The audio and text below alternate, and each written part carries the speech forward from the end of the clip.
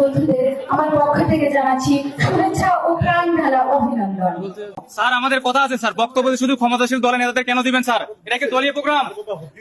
কখন দিবেন স্যার? কখন দিবেন স্যার? প্রোগ্রাম শেষ হলো আপনি মেরে ফেলেন, আমাদের কেন দিবেন না? কেন দিবেন না? কি কথা দিচ্ছেন আমাদের স্যার? গণতন্ত্রের দিকে আগে এই ছাত্রগুলো আমরা কোন জায়গায় দাঁড়াইছি?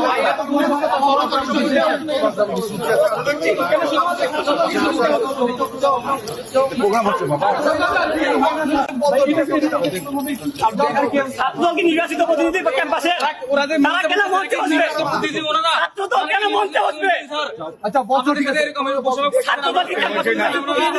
নবীন ছাত্র বন্ধুদের উদ্দেশ্যে আমি বলতে চাই, তোমরা অনেক ভাগ্যবান।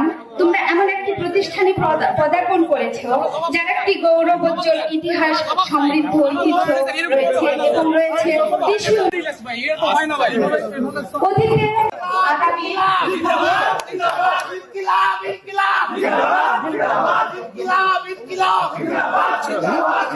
আমাদের একটা ভীষণ মানে